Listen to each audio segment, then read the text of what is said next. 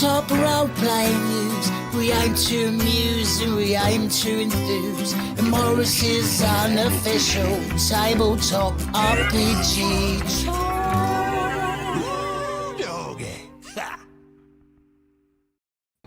Hello, and welcome to Morrus's unofficial tabletop RPG talk, the last show of the year. I am Russ, aka Morrus, or Morrus, aka Russ, and with me this week is PJ Coffey from the Southampton Guild of Roleplayers, also from Homebrew and Hacking, TTRPG Design. Amazingly, I'm still, after all these years, delighted to be here. Joining us also, having survived a very tough and turbulent 2025 and still carrying on. And I believe this is the last working day of 2025 for her. It's the one. It's the only. It's me, Jessica from EN Publishing. And yes, this is my last day in the office before Christmas holidays. I will be back in the office on the 9th of December, though. So yes. If you send us an email next week.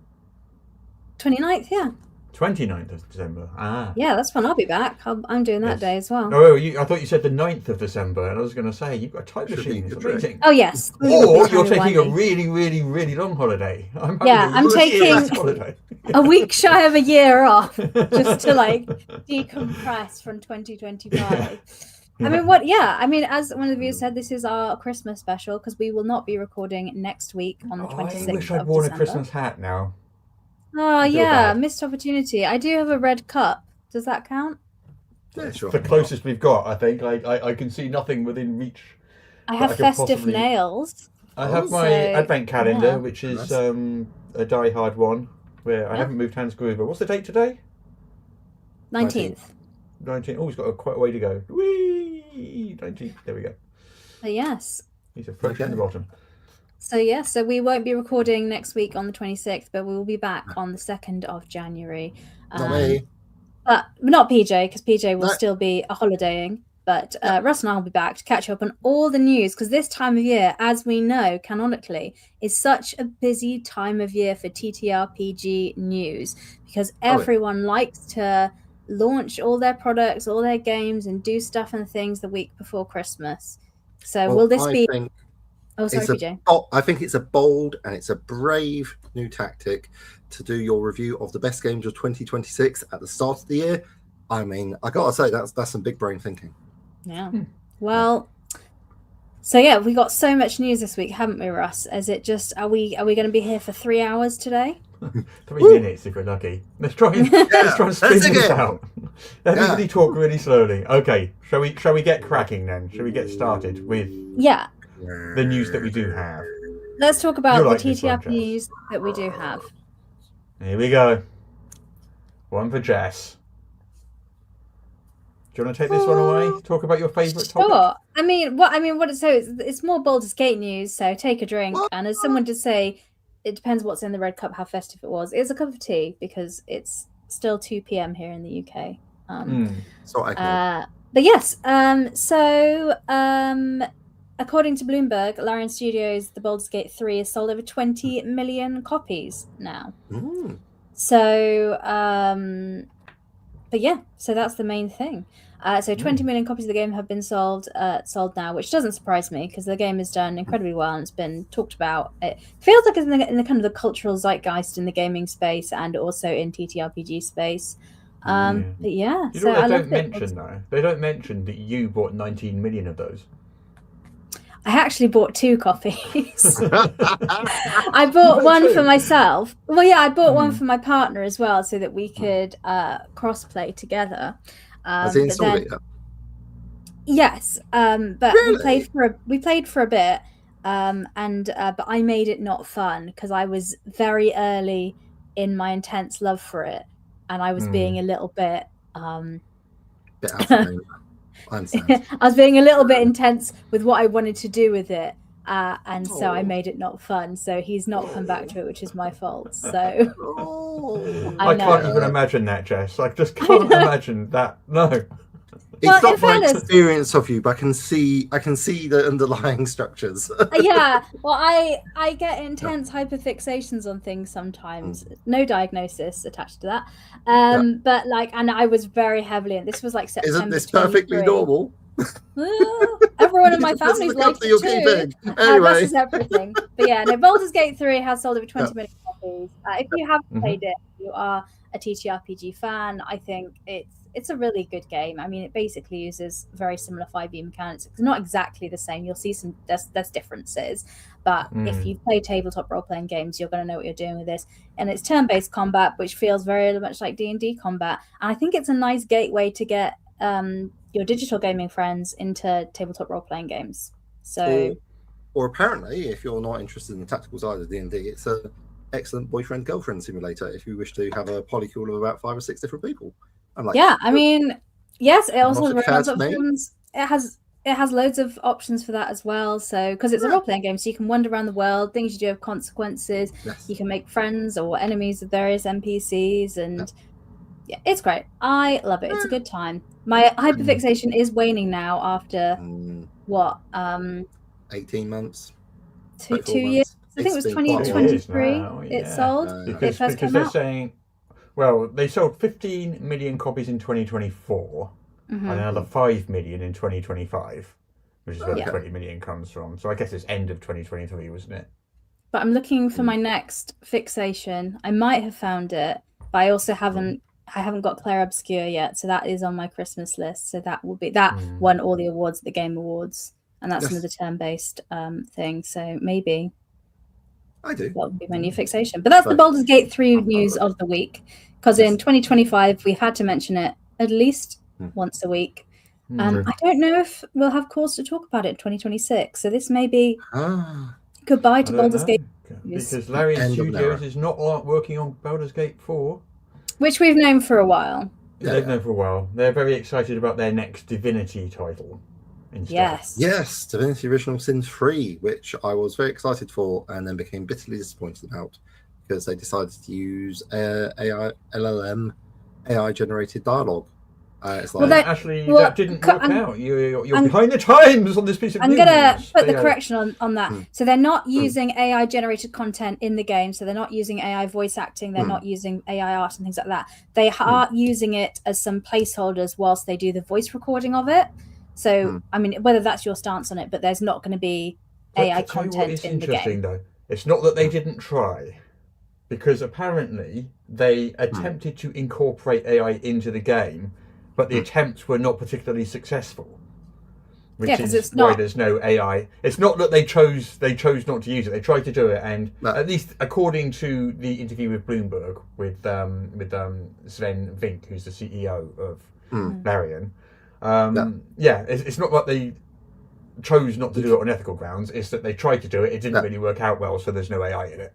You could take the path of virtue or the path of pragmatism, but they both end up in the same thing. Where you're like, why is this garbage being forced upon me? And eat it hence. And I guess Sven Vink was like, well, I'll give it a go because it's very popular on LinkedIn. Oh, okay. Well, let's get rid then. Yeah, it's not going to be as good as the... And also someone commented that the Divinity trailer is a lot.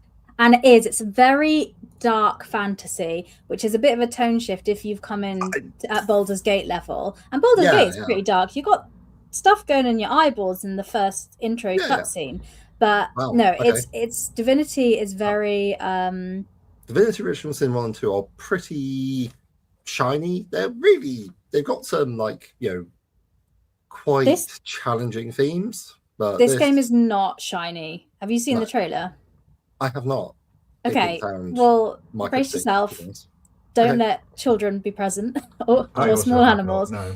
It's a lot. It's very dark fantasy. There's like a Wicker Man person being burned in there. There's torture. There's various scenes going around this festival where different depictions of deadly sins are being seen and stuff. And there's it's a lot, and it's very graphic, and it's meant to be very quite horrific and so yes. It's going to be a very different tone shift to Baldur's Gate. This is not a Baldur's Gate follow-on. This is very much its own thing. Yeah, maybe they want to move away from that sort of shiny look. But I don't know. I mean, I quite enjoyed DOS 2, Divinity Original Sin 2, which did have cannibal elves who could gain memories by eating body parts. Oh, that classic trope. Yeah. So, yeah. But anyway. Isn't that how you gain memories? I do. Yeah. I thought everyone did that. Ah, well, look at the time. Anyway. But yeah, anyway, so that's talking.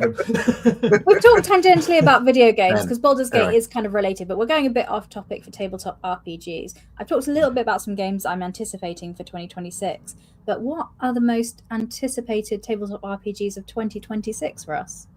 Well, Baldur's Gate 3 is not one of them, but I can't tell you what the most anticipated titles of 2026 are, Jess. No? Why not? I cannot, because voting is in progress. And I won't know until mid-January. However, as you may recall, nominations were up 2 or 3 weeks ago. Lots of people came along and nominated games for their most anticipated TTRPG of 2026. And now the poll is up. It's going to be up for 3 weeks. There's a list of, I think it's like 40 odd different games there. I don't know if you've looked at the list at all or voted yet, but there's lots. I haven't voted. I've been looking at the list. There's it's a long old list. It's there. It's always a long list. There's always a long list. I voted for, what did I vote for? I voted for Discworld Adventures in Ankh-Morpork from Modifius. And I voted for Pelgrane Press's Merryshire Detective Club. That looks fun, yeah.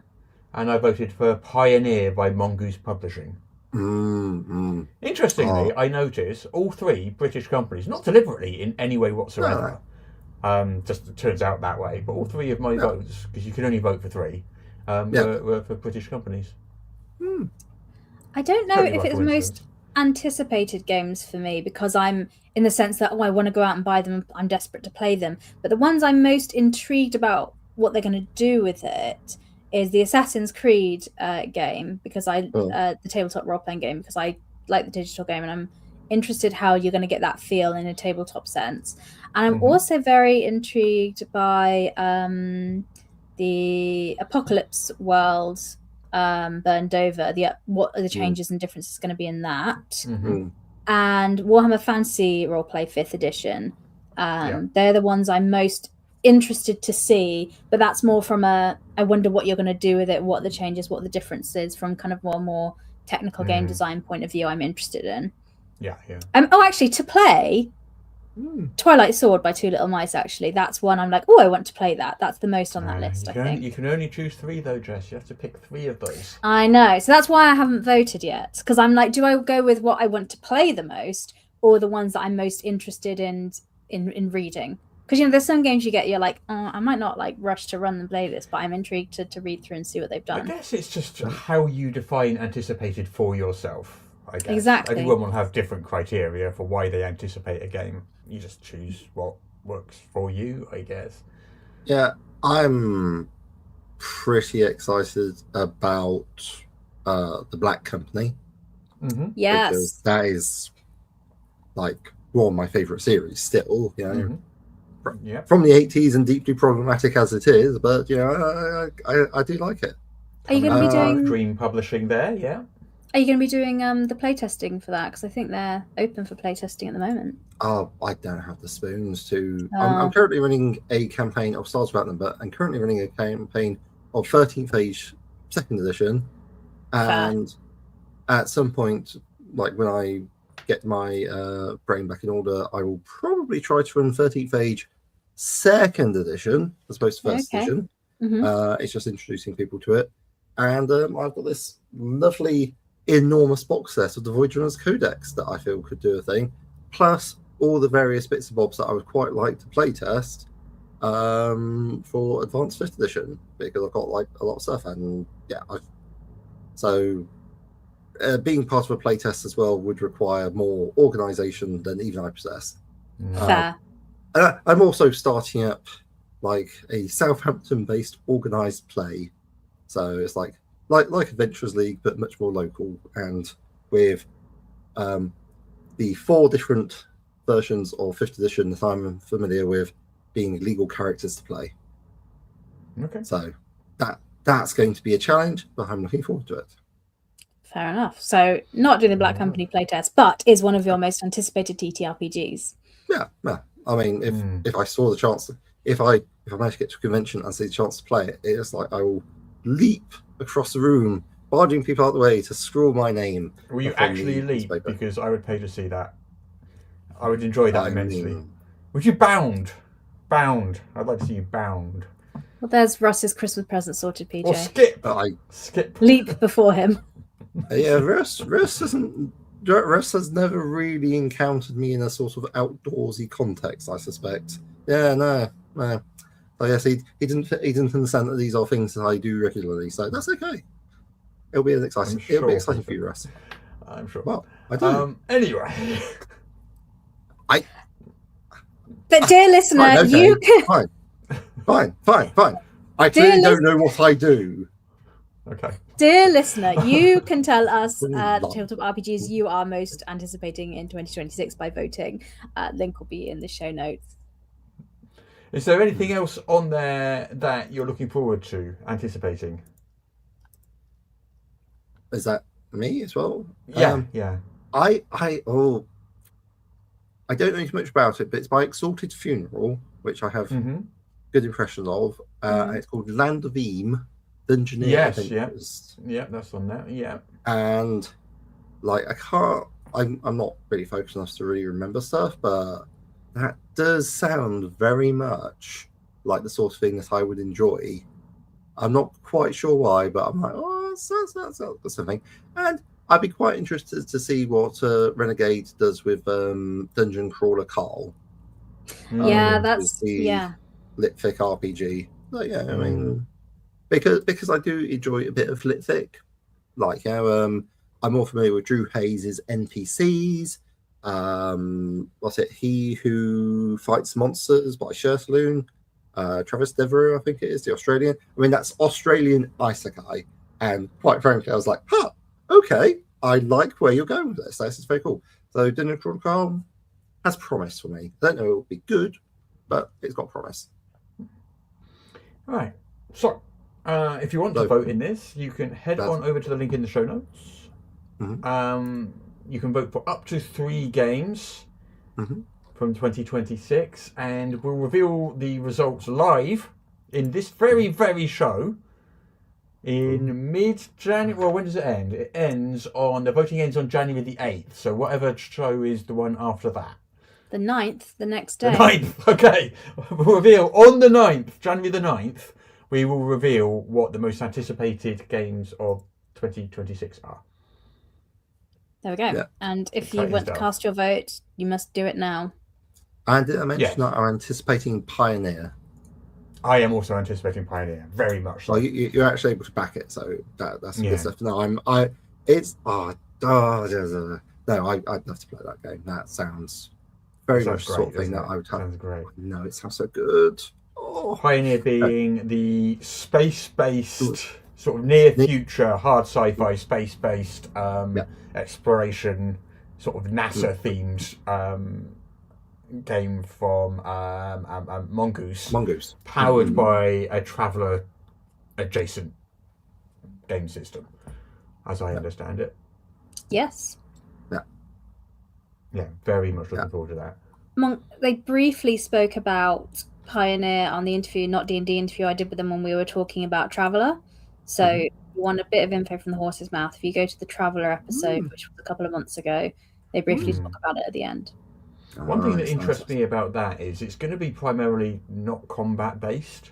Because a lot of exploration. Because of the type of stories that you're going to be telling in that sort of environment. It's not about alien invasions or anything like that. It's about exploration. So it's going to be kind of like non-combat challenges and how you get around those challenges, which I find will be a welcome change of pace for someone who plays quite a lot. I mean, I know there's lots of them out there, but I play quite a lot of basically combat-based TTRPGs. So I'm looking forward to giving that a shot. Yeah, I mean, I've really enjoyed things like I've done LARPs, which like there was one called Contact, where basically I was a facilities manager for a space station, which was surprisingly good fun. Like, due to reasons which I didn't know about with the refs, I was basically cut out the plot, so I had to make my own fun. which was organising and running drills on disposal of hazardous waste material in character. It surprisingly good fun. It was a crossover from my professional skills, so it was like, yeah, it's good times. And people were just like, oh yeah, this is pretty interesting actually. Let's go. So yeah, no, like I say, it's like the sort of thing that I have a special interest in it, shall we say. Anyway, moving on. Yeah. Right then.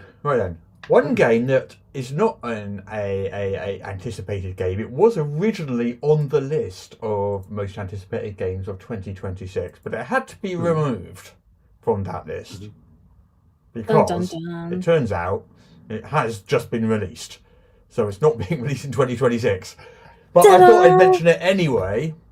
Because I'm mildly interested in this one also, and another space-based one, the Expanse Transport Union edition coming from Green Ronin was released I think like 5 days ago, 2 days ago, 3 days ago, a number of days that is small. In the last week. Yeah, that's about as much as I know. But I'm quite interested in this. I don't know if it's one that I would ever get a chance to play, because when it comes to space-based games occupying my attention, at the moment I've got Void Runners, which is number 1 on the list.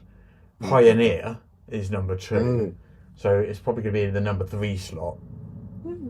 And that's just the space-based games branch of the things I want to play. I want to play One Rings, Moria, and things like that as well. Well, I want to run that one. And well, I've got Starfinder on my list. So it's like, that's an experience. I can tell you about that a bit later. Anyway, tell us about the Expanse. Yeah, so this came out like a couple of days ago, I think. At least on TTRPG. I don't know if there's a hardcover out yet, but definitely the PDF is on TTRPG.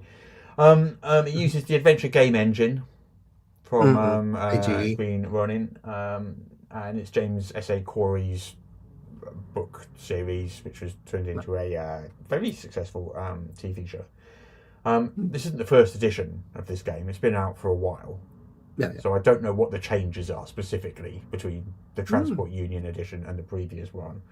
But, well, here we go. A print version of the book will be available at a later date, it says.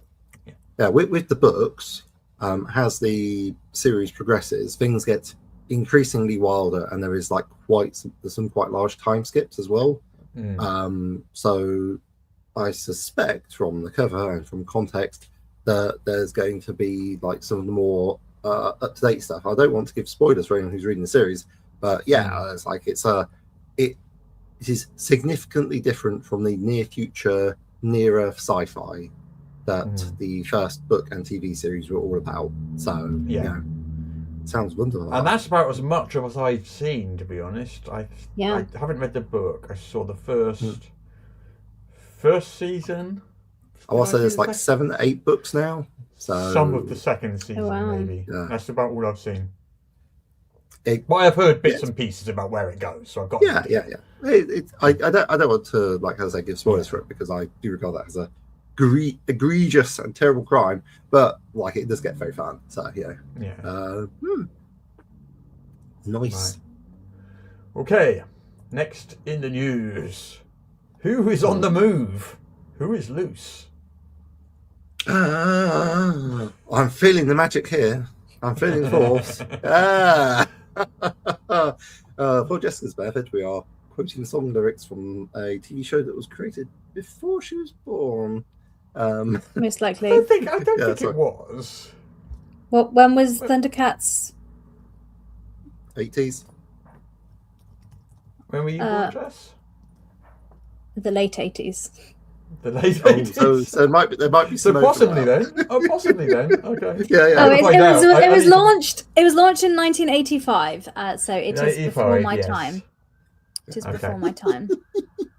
Until 89, though. It was around in 89. There is some. You were alive while it existed. For a very short amount of time, mere months. And I don't think I was engaging with media at that age in a significant way. Although I did learn how to operate the VCR machine by the time I was 1 year old. Wow. Yeah. It seems like a survival skill, really. Yeah, it was a good hyper focus. I would watch the same film. VCR machines did not exist. I'd watch the same film over and over again. because our VCR machine had an automatic rewind in, so if you push the button and push it back in, it would auto rewind and start playing again. And I figured that out, and I was like, I can watch my favorite TV show or film on a loop indefinitely. Great, I will do that. Again, no diagnostic criteria. No, it's impossible for women to have. But anyway, Thundercats is. Anyway, move on. Let's move on. Thundercats is live on Kickstarter, the role-playing game. I think we mentioned it before when we first had the first teaser, but it's live now. It's not in the most anticipated TTRPGs of 2026 poll because no one nominated it, which I would have nominated it myself had I thought to. However, nobody was anticipating it enough to nominate it, sadly. Yeah, because the PDF's due to be delivered in February. Yeah, it qualifies technically, but one of the big qualification criteria is that somebody has to nominate it, and that didn't happen. So, I'm struggling to love the art. I mean, because I'm sort of torn and conflicted. Because on the one hand, right, objectively, this art is really good. But it's not the same as the original cartoon. Nothing I say should be taken as disparaging the art in terms of technical quality and aesthetics, right? Because it is really good art. I do really like it, but also I don't like it because it's not right. It's not hitting the nostalgia in the way you want this game to. Yeah, basically, it's just like that's it. It's like, I don't know, if Thundercats have been yassified. It's like these are too pretty. Yeah, I've just seen a terrible typo on the Kickstarter page for Thundercats. Oh, it's a very large one. It's one of the headings. Oh dear. So we ask or anyway, moving on. No, I will change. Maybe send them a private message because we've all had a typo. We've all done it. Yeah. To be fair, you got to tell them when you got a view of the Eiffel Tower. Do you know what I mean? So there you go. But powered by 5th edition, D&D 5th edition. That's just what I was going to say, yeah. Which I'm a bit like, oh, okay. Look. The core of 5th edition is actually a decent enough engine that will do what you want. The same way that a Toyota Hilux will keep on working if you drop it off a cliff, right? Because it's the core mechanic is fine. It's just all the accumulated detritus that you then pile on top of it. And how much detritus that they piled on top of it, I don't know. Like, are they going to have classes? Some detritus? Yes, maybe it's good, maybe it's not. I mean, they have to. I've got a list here. Okay. New classes, subclasses, feats, artifacts, monster stat blocks, and backgrounds designed specifically for the Thundercats universe. So yes, yeah. So it sounds like it's pretty much it's more of a clone than like powered by 5th edition. Okay. Yeah, it is just 5e, which is why I'm a bit like, because one thing I really like about different role-playing games when they take on a license is the mechanics of the game supporting that feel that you want in that style of storytelling and making it and I get why you do 5e because everybody knows 5e, and if it's got 5e on it, more people buy stuff and Well, so it's just like Thundercats is essentially weird fiction, which is a combination of magic and fantasy and sci-fi. When you smoosh them together and make them kiss, that's what you get. Because if you recall, there are robot bears wandering around the place. They drive a tank, but they also have magic swords and ghosts showing up. Yeah. Plus whatever's going on with Mumra. Yeah. Yeah. There's a lot. But it's not magi-tech. It's just magic and tech in the same universe. Exactly. Yeah. It's weird. It's weird fiction, which I really love. So I'm not convinced. Oh, we'll see. Like, it may be possible. Might be possible. I don't think it's the best way to do it. But we'll see. I mean, we're going to find out in February 2026. It's a really quick turnaround for this crowdfunding. I guess they've made it. They do what we do, I guess. Yeah, it is what it is. But even if you've made it, getting it done, printed and shipped in that amount of time is... I think, is that just the PDF, not the hardcover? No, they're saying February for the hardcover. Oh, they are. Because February 2026. Because also, because the campaign ends January 16th, and then Kickstarter takes about 2 weeks to process the payment for people and give you, the creator, the money. And so that's when you've got the money to place the order. Also, you need time to, and that's when you can open your pledge manager once people have paid to get their address. Got a timeline here, so they've got a timeline. So the campaign ends January the 16th, like you said. Files to printer immediately. The campaign closes. I mean, okay. Printing begins end of January 2026. Shipping begins end of February 2026. Oh, end of February. Okay, that's a little bit more. But that, I mean, not much. That's not much better. But also, they're saying shipping begins. Are they using the different terms of shipping and fulfillment? Because I use those terms very clearly when we're having our logistics discussions. Because shipping when means I see fulfillment from the warehouse. I think, when I see fulfillment, I think on a Kickstarter, I think that's when I'm going to receive it. Not that's when they're going to start. So I guess it's just I guess technically it's correct. Yeah, I guess. But I mean, it's still going to be quick. That's a very quick. It is quick, yeah. I mean, if they've got it all ready to go, they've clearly got it all ready to go. They've got it all set up with the printers. They've already talked to the printers. Then the printers are just literally waiting to be sent the money. Is what's going on there, isn't it? So as soon as the Kickstarter funds clear, they're going to send that money to the printers, and the printers are ready to go. As someone that does the shipping and fulfillment and logistics, I still go. That's how it worked with Just Dread when we did it, though. Exactly like that. So, you know. I wasn't looking at the Kickstarter because I was sort of like probably not going to spend on it. But now I'm looking. Have you noticed how different the art is in like the little like they've got like section dividers for production, about and so forth, and that is a very different style.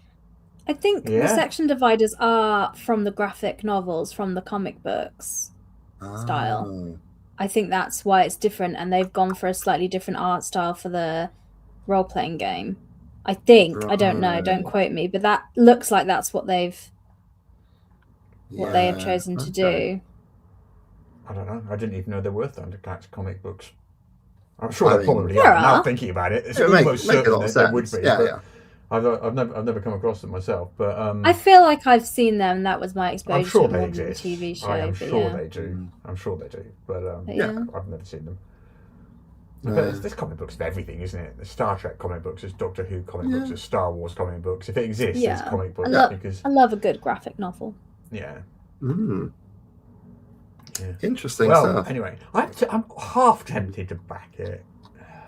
It's just how much is it? I won't get a chance to buy it. $40 for a PDF. Oh, that's expensive. Right. Well, I mean, the hardcover is hardcover is $50. Yeah, you might as well get the book at that point. It's I think that's a plan, but then you pay $50, $60 for the edition hardcover, $50 for the hardcover is quite cheap. Do you get the PDF with the hardcover? It doesn't say. I don't think one item included plus optional add-ons is what it says. So I don't know whether you get the PDF with the hardcover or not. Oh my goodness! It looks like no. No. Yeah, it says one item included, which would be the book. So if you want the PDF as well as the rule book, you're paying $90. Oh my goodness! Wow. Okay, that's I suppose it's 5th edition for you, eh? Goodness. There we go. Wow. They've got a leather-bound edition as well. Yes. 1,985 copies of it only. 1985, yeah, makes sense. And that's $150. I mean, is it actually? It does say it's actual leather bound. It's not saying it's like faux leather. Certificate of authenticity. I'd be surprised if it is actual leather, but okay, possibly. It says bound in textured leather. So, I mean, goodness gracious me, that's unusual in this day and age. But okay. I mean, if it for an actual leather bound book, $150 is seeming quite reasonable. But wow, I mean, that's it's very interesting Kickstarter. I have to say, I'm pretty fascinated. I am tempted. I've now been put off by the fact, though, that I wouldn't get the PDF with it. Yeah. That's giving me pause now. Hey. Pause. Yeah. No, It's trending towards about $250,000 though. It's going to do just well without me. It doesn't need me. Someone in the comment has said they have confirmed you do get the PDF for the hardware. You do get free. Okay. They announced it in their latest. In that case, my thoughts have swung back. Now I'm tempted again. $50 for the hardcover and the PDF. That does seem like a steal at this point. In that case, I'm sold. I think I'm going to back it. Yep, I've just checked on the updates tab, and you can see for yourself they have confirmed in the updates on the Kickstarter page. Right. Perhaps that was their intention, but it just wasn't clear. I am backing it live on air. I am backing it. Yeah. Oh, wait a minute. Wait. Oh, no. Select additional add-ons. And one of the add-ons is the PDF. Well. Yes, it is, but they have confirmed. Yeah, they have confirmed that you do get it for free. What they've probably just done in the settings there is have not. I understand why that's there. Don't worry about it. I was going to do an annoying, boring. When building campaigns in the back end of Kickstarter, I understand why that's there because they just haven't put the filters on. I'm going to click this, but if I don't actually get a PDF, I'm going to be really upset.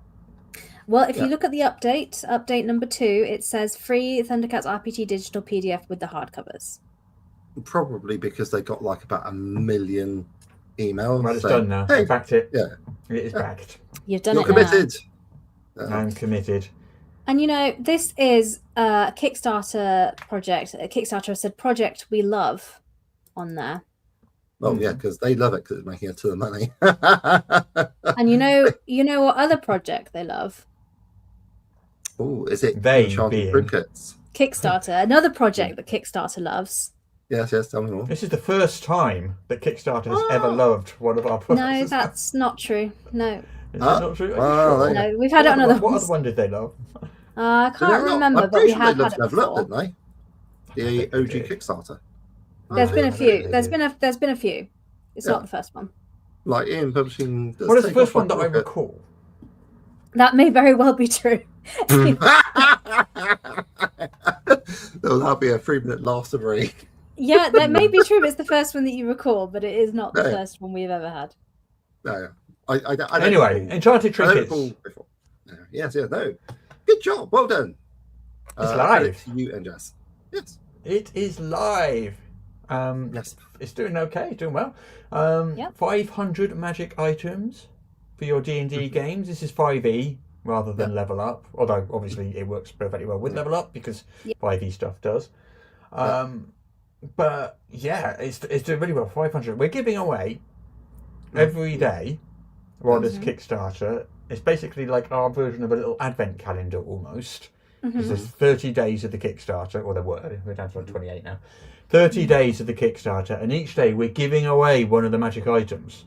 And to get that, all you got to do is look at our social medias, because we're just like blasting it out across all of our socials. So Blue Sky, Facebook, what else? Instagram, Twitter, Instagram, TikTok. Wherever we're on the socials, you should be able to find it there. In theory. Yeah, so we're giving one of them away each day, so we've got a little one of them on there for you to take a look at. I thought the ones that we've already given away, I thought we'd like show people them right here on the show anyway, since they've already been given away. People can go and look at our socials and see them. So why not just show them right here and show the 3 so far that we've given away? Do it. Okay. Amazing, yeah. All right. So number 1, cheaty dice. Cheaty dice. These are just cheaty dice. Yes. Right. This invention, the crowning achievement of the gnome wizard Alberto Finkel, a pair of clay 6-sided dice. There are 3 charges. They regain 1d3 charges each dawn. When you attune to them, you can basically telepathic tell them what to roll. And when the last charge is expended, you roll a d6, and any result but a 6, the dice lose their magic. Okay. So that's 1. Cheaty dice, that's for rogues, basically. Then we have the Jacks in the Box, which is very, very tiny writing. I can't actually read that on the screen, but that's another magic item. bonus small box has been decorated to look like a chest with buckles, locks, and straps etched into the surface. They're not functional, but the small crank handle side gives away its true nature. You can use a bonus action to turn the handle, making the box emit the simple blinking music of a child's rhyme until, after 1d4 cranks, the lid opens. A stylized Jax, a famously angry and miserly dwarf, suddenly pops out the top. Until you use an action to stow Jax back in the box and close it, turning the crank does nothing more. As an action, you can remove Jax's weapons, a miniature battle axe, shield, and dagger, and close the lid. When the box closes, the items are transformed into full-sized versions for 1 hour, after which they return to their original harmless size.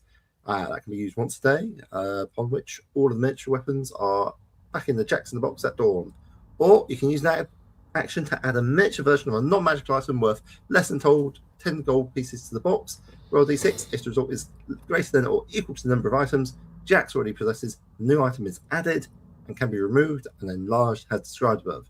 If the result is less than the number of items Jax possesses, all the items within become full-sized, smashing the box to mundane scraps. It's like a portable little armory for you there as well. Yeah. And we've got one more. The Shield of Channeling. Yeah. So this one... Oh, I'm sorry, Jess. I was trying to make the Enchanted Trinket big. If you click on the Enchanted Trinket... I don't know how to do that. Yes. That's what I was trying to do. Click on the Enchanted Trinket for the full screen layout. But yeah, so it's fun. So when you attune to the shield, there's it's got a holy symbol of your deity or domain. It's inscribed on there, and you can use it as a spellcasting focus. And so that's clerics and paladins. And you can don or doff it using a bonus action instead of an action as well. Nice. And when you have it donned, you can use a bonus action to channel its divine magic to cast a cantrip you choose from the cleric spell list. And afterwards, but after doing that, the shield loses its magic and becomes a mundane shield. So that is like a Hail Mary move if you need it for a specific thing, for that additional thing there. But yeah, so these are all things that are nice enchanted trinkets, but they're not like big OP game unbalancing enchanted magic items. Yeah, they're not eyes of Vecna or staffs of Dragonkind. No, and they're not designed to be. It's things like the cheaty dice. It's things that, like, if we exist in a world in Magic, somebody's done something like this. Like, somebody's made some dice that they can fudge every time to win. Like, somebody's done these things. Yeah. I suppose you could. I mean, the bonus action is nice. Just try to think what you could. I suppose you could like have a sword, one-handed sword and shield equipped, and then use your turn to be able to change over to using a two-handed weapon, which you wouldn't normally be able to do. Yeah. Without dropping stuff. It's nothing that's so overpowered and it's gonna be. But yeah. Nice treat. Yeah. But yeah, so that's out and it's live and it'll be live into the new year. Until January I believe the it's 15th, in fact, so halfway through January. Yep. Yeah, we're doing a Kickstarter over Christmas, but then again, so are the Thundercats people. So yeah, if it's good enough for Thundercats. Yeah. And I backed it, so therefore, Thundercats should come along and back this now. I think. But yeah, so payment for this won't get till the 15th of January. So I think the idea was that after people get their January payday, maybe that will come through nicely for them. But yeah. You hear that, Dynamite Publishing? Come back, Enchanted Trinkets. You heard. There we go. So that is pretty much the end of the news. Yes. Fair enough. Like I said, there was not a lot of news. Not. What I thought we could do very quickly, since this is the last show of the year, maybe talk a little bit about our role-playing plans for 2026, intentions, desires, that sort of thing. Are you sure? It might turn into a bit of a monologue for me. I've got a lot of stuff. Try to keep it down to a couple of minutes rather than a 10-minute. Okay. But yeah, do you want to start? And then we can each sort of talk about what we plan or want to do in 2026 or hope for. Yeah. It doesn't have to be a plan. It could just be a hope or dream, aspiration or desire.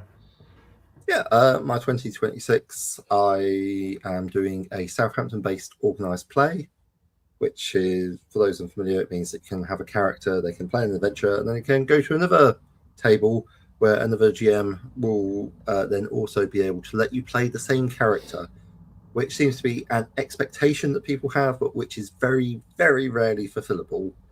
due to various things. But I'm doing that not for 5th edition, not just for 5th edition 2014 or 5th edition 2024 or Advanced 5th edition or 3.5e, but for all 4 of them at the same time at the same table, because I think that would be funny, or successful, or potentially both. And it just feels like it'd be a good way to let people see that there are things outside of D&D. Mike Shea did that. Not in an organised play fashion, but ran a campaign with. I can't remember which ones he used. He used Advanced Edition 2014 and 2024. I think Tales of the Valiant as well, maybe. Yes, Tales of the Valiant. I apologise to Cobalt Press. I forgot that Tales of the Valiant was also included in this conglomeration. And well, I mean, that's what basically gave me the idea. But I'm like, well, yeah. I mean, like, Mike's giving it a go. Well, he reported there were no major problems whatsoever. You just create a character with any of those different game systems. And you know what? I believe him. It's like they are pretty similar. I mean, there's some little minor wrinkles, sort of, just for example, like drinking a potion. One character can drink it as a bonus action, another can't, because it depends on how you decide to apply rules like that. Is like, if you make a character within one of those 4 game systems, does that character use all of the rules of that game system, or do you choose the core rules of one of them as the central pillar of the game? I guess you just choose, as long as you all agree on how you're going to do it, it's fine. But, yeah. Well, that's one of the things I'm approaching. And one of the things I'm also doing is I'm saying we're going to use the SRDs. The system reference documents has the basis for character generation, because it gives a lot of flexibility still. I mean, there are some amazing online tools. EM Publishing is coming up with its own D&D Beyond-esque character generator, which is very cool. Looking forward to hearing more about that next year.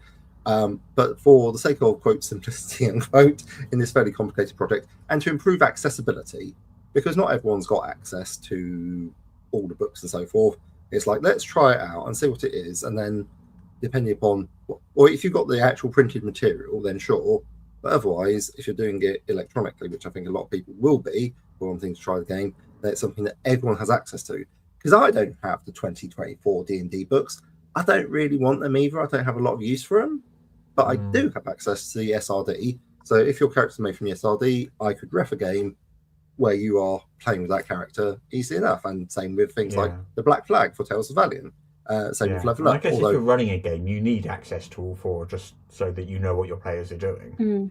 Yeah. And again, part of the thing is like the onus is on the players to bring the printed material or their character to the game, or like have the references ready, like, which is a bit more than your standard game, but in exchange they get portability. They get to play when a lot of these people, this is in response to people saying that they'll only play D&D and they will play nothing else, and we don't actually have games with spaces in D&D only available. So I'm opening it up to things which are D&D or close enough for my purposes. So quite fun. Yeah. I'll have to wait and see. A lot of the people that come along just saying, I want to try D&D, don't necessarily know exactly like what they that don't necessarily means anyway. Well, my experience is a lot of people come along and they say, I want to play D&D. And what they mean is, I'd like to play a role-playing game. Yes. That's the thing. Some people use D&D as a term interchangeably with role-playing games, but some people do specifically mean Dungeons and Dragons. So it's figuring out what they do mean first. But there are other role-playing games. That's the only one that's penetrated into the cultural zeitgeist to the extent that someone who's not in the hobby would possibly have heard of it. People do have name brand recognition of the term Dungeons and Dragons. Yeah, so but fair enough. I'm cognizant of that, and I'm rolling with it. But it's the latter group that Jessica mentioned. These people who are like, no, I will only play Dungeons and Dragons. I'm like, well, okay, but I have to find people willing to run the game. Whereas this is crazy enough that it's like got enough vision that I'm hoping people are attracted to it, because it's like, we should try this out because no one's done this before, which isn't strictly true because Mike Shea's done it, but no one, I don't believe anyone's done it on the scale that I'm working on, which is 5 to 6 tables. I'm seeing it getting to quite easily, and probably a couple of dozen characters. So I don't know, 30, 40 people. might work, might be a terrible idea, which I bitterly regret, but I've got some sessions booked in. We'll get it rolling and see how it goes. It'll be fun. There's only one way to find out. Yeah, like give it a go. And I'm looking forward to learning more about different systems. The way I learn best is by playing. So my plans for 2026, I've got 2. I want to run a Void Runners Codex campaign. Nice. And I want to run, as I keep mentioning, the One Rings Moria campaign. So they're the 2 things I want to do in 2026. So I'm going to make that my TTRPG New Year's resolution. And so I will do those 2 things in 2026. Strong. Yeah. Very good. I might start with a flashback at 2025 before I look forward to the future of 2026, if I may break the rules. Because 2025 was quite a good year. We brought out loads of really cool stuff. Pets and Sidekicks coming out was really exciting for me because that was like a really fun book for Level Up. I wanted to come out. I got the Any Award nomination for this week in Tabletop RPG, which was really fun. The Not D&D podcast had loads of really great guests on. Had a really fun time doing it. We are pausing Not D&D for a little while in 2026 because it turns out doing 3 podcasts a week in addition to your day job is a lot. So we're having a pause for that in the new year. Not the end though. I think I'd like to bring it back at some point, maybe in a different, more sustainable format. So one of my 2026 things will be to look to find a way to maybe bring back Not D&D in a way that is more sustainable. Because I do really love doing it, talking to different designers about their games and stuff. My other 2026 goals outside of work is to finally get that One Ring campaign started because we still have not finished the Warhammer Fantasy game. But yes, so I want to get that started because I have had a few character ideas for that going, and I do want to try and run more games as well. I don't have I have a pile that you can see. This shelf is all my to-play pile. So I want to try and make the time to sit down and play some games with people and run more games. It's quite fun. I don't dare think about my to-play pile. But you got a room. I've got a shelf. You've got my a room. to-play room. Yeah. Yeah, I suspect most of my to-play room is the never will play room, unfortunately. Yeah. That would be nice, but there's just so many of them now. It's I just bought Thundercats. I just added to it. When am I going to play that? What am I doing? Collecting, why do I do this? Playing, writing, selling, reading hobbies. Related hobbies. Wildly different hobbies, completely unrelated to each other, except possibly in some very unique instances. So I won't worry about it too much. You have shiny things, why not? Yeah, that is true. That is true. There we go. Yeah. Well, that's our plans for 2026. Yeah. Well, I think we're probably done then for the year. Yeah. For the week, week, for the year. That's it. And that's it for our listeners to our live show, which because we are streaming live on Fridays at 2 p.m. UK time, 9 a.m. Eastern on YouTube, Twitch, and Facebook. Yes, that's right. Team effort. Everyone's contributing. I do want to say thank you to everyone who does come along to these live streams. Yeah, because I know the timing is terrible for a lot of people, especially in the US. It's just terrible for everyone, man. It's like terrible for UK people too. But unfortunately, the alternative is we do it in the evening, and that's not happening. No. On a Friday night? I'm not. On Friday night. There are many reasons why I'm not going to be podcasting on a Friday night. So TTRPG. Who's your play club you at? What? No, I'm not. No. I've got my online game Friday evenings. Yes, but I have my wife on Friday evenings, so I can't. That's not what. Oh God, that came out wrong. Too much information, man. That's not what I meant. And also, thank you to all the podcast listeners that have listened to the show throughout the year. I spend time with my wife on Friday evenings. I was just going to leave it. I was just going to leave it in the way. You can edit it out, the audio, if you want, man. But yeah, no, thank you to everyone that has watched and listened to the Morrus podcast this year. It is really great. And the other shows this week in Tabletop RPG, Not D&D, or come to the EM World site and read stuff and engaged with the community on there, or bought stuff and supported EM Publishing. It's all one big soup that we make. So thank you for joining us. Do you think we should actually start making soup? Yeah, sure. I think there'd be an audience for it. All right. Actually. Okay, 2026. You heard it here first. EM Publishing will be making its own brand of soup. Yes, we will. It'll be delicious. Let's go, because this is getting silly. We will be back. Right. We will return on January the 2nd. But between now and then, happy holidays for whatever you celebrate, however you celebrate. We hope you have a good time. And and have a great New Year. And have a great New Year. We'll see you in that New Year. Yes. All right. Bye-bye, everyone. All the tabletop role-playing news, we aim to amuse and we aim to enthuse. And Morrus is unofficial tabletop RPG.